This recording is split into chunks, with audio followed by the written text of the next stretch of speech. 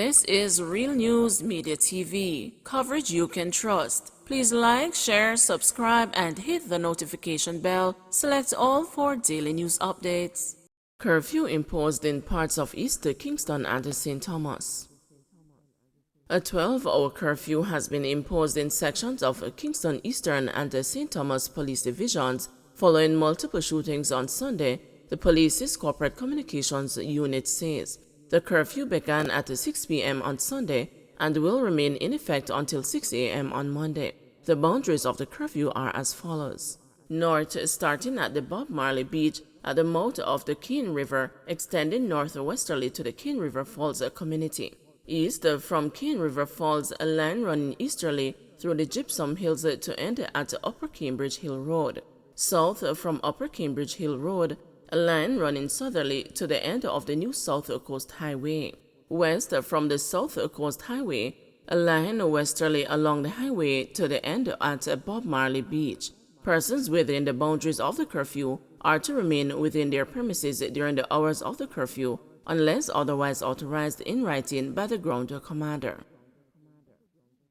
Man accused of stealing held on police compound.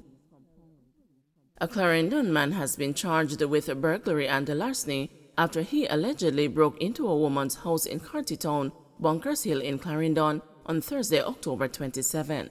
Charged is 20-year-old Rashid Hurd, otherwise called Cow of Record Clarendon.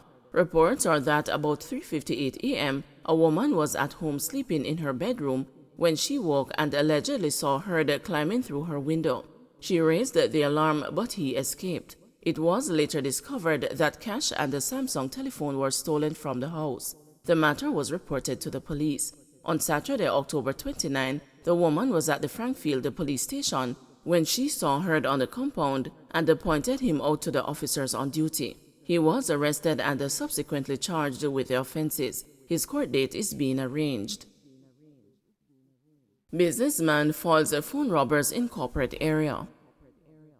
A businessman who is also a licensed firearm holder helped to foil a robbery at the intersection of Mountain View and Staton Terrace in St. Andrew on Saturday afternoon. Reports are that the businessman saw a robbery being committed by two men at the intersection and intervened. The men robbed the victim of a phone and ran, and the licensed firearm holder gave chase. Another businessman soon joined the chase and found the men hiding in a gully. After they were apprehended and handed over to the police, the men were found to be in possession of several phones. The Jamaica Constabulary Force Corporate Communication Unit confirmed that the stadium police had two alleged robbers in custody. The police theorized that the men were on a robbery spree as they had several phones in their possession. One of the two men in custody is known to be a well-known criminal who hails from the community of Rockford in East Kingston. Formal charges will be laid once the police investigations are completed.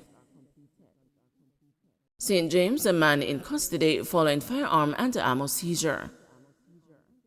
A team of lawmen assigned to the St. James Police Division seized an illegal firearm and several rounds of ammunition in Unity Hall, St. James on Saturday, October 29. Reports from the Anchovy Police are that about 11:45 a.m., lawmen were in the area when a man was seen behaving in a manner that aroused the suspicion of the cops. He was accosted and searched.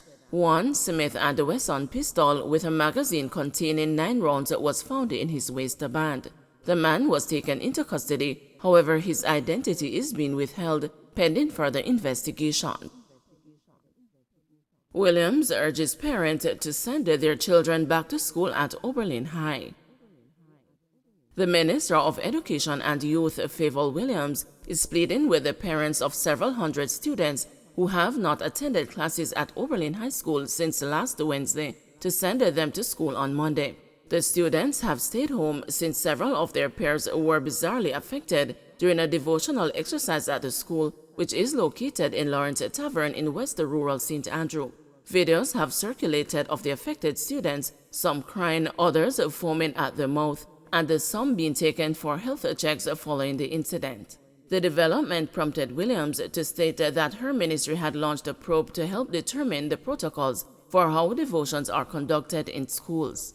In a statement on Sunday, Williams said normality has returned to the school and last Friday, there was an atmosphere of calm and all categories of staff were present. Fewer than 100 students of the approximately 1,500 student body turned up for classes on Thursday and Friday. Nevertheless, teaching and learning took place with those students who were present. Devotions took place earlier without any eventualities. She is urging parents not to miss the opportunity for their children to continue with their education. The minister also said the ministry's regional team will be at Oberlin High School to meet with board representatives, the principal, and the student welfare team to chart the way forward and discuss the events of October 26. Together with our students, parents, teachers, the staff, the board, and other stakeholders, Oberlin High School will thrive and prosper despite the unusual occurrence. Let us get back to school, Williams said. 2 more suspects arrested in connection with the murder of Chinese businessman. 2 suspects have been arrested in connection with the recent fatal shooting of a Chinese businessman in Green Island, Hanover. Head of the Hanover Police Superintendent Sharon Biput told the news that the men will be questioned about the murder of 36-year-old He Jing. She says 4 other suspects held in the case were released after being questioned. Mr. Jing was shot dead in front of his employees and the customers in his supermarket on October 19. In the incident, which was captured on CCTV, footage of which has been circulating on social media, 2 armed thugs are seen entering the Orange Hill supermarket. They immediately opened fire on Mr. Jing, shooting him multiple times. The men were seen stealing money, liquor, and other items before exiting the supermarket.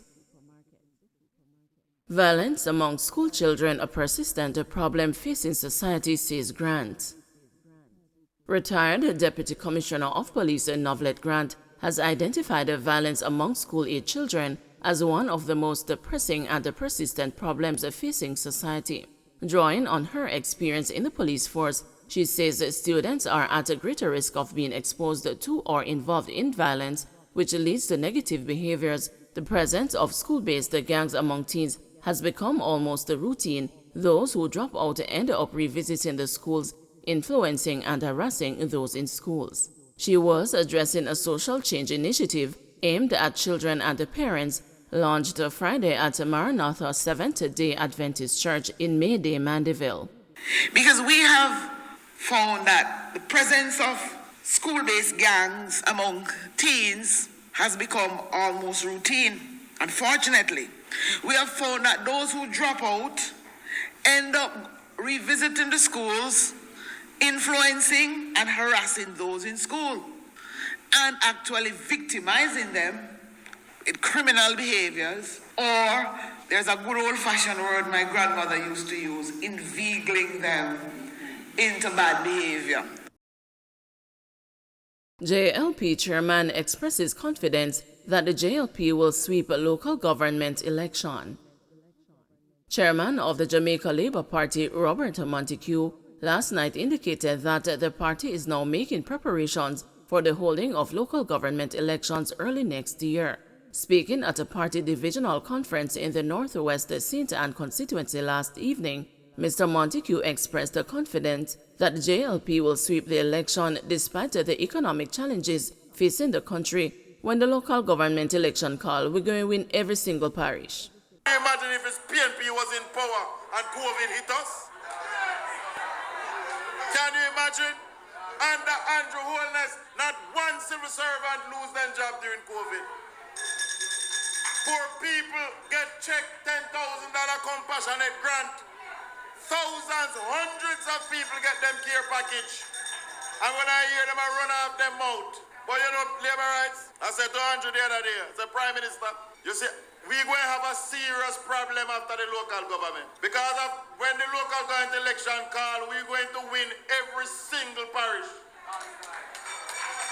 Every parish. And the problem we're going to have, Prime Minister, is that we have to save Marky G. But we want Andrew Holness to get at least 3 lick out of Marky G. Local Government Minister Desmond McKenzie, who also spoke at the meeting, touted the government's achievement in providing homes for the indigent and homeless persons. We move away from board and zinc, build concrete housing solution for the poor and the destitute. Since 2016, the administration of Prime Minister Andrew Holness have built over 150 social housing solutions for the poor and destitute. This year alone, we're building 120 in this calendar year alone. And we are building these houses not only for persons who are supporters of the party, because the criteria for you to get the house is not which party you support. Ex-soldier suspected of committing suicide in St. James. The Adelphi police in St. James are investigating the suspected suicide of a former Jamaica Defense Force soldier on Saturday. The deceased is Anthony Willocks, 26, of Adelphi Land in Somerton, St. James. It is reported that about 9:30 p.m., the police were called to an abandoned building in the community where Willocks' body was found.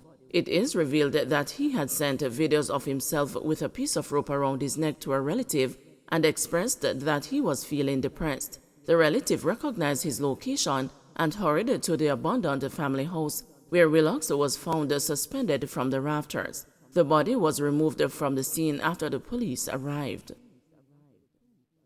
Don't forget to like, share, subscribe, and hit the notification bell. Select all for daily news updates.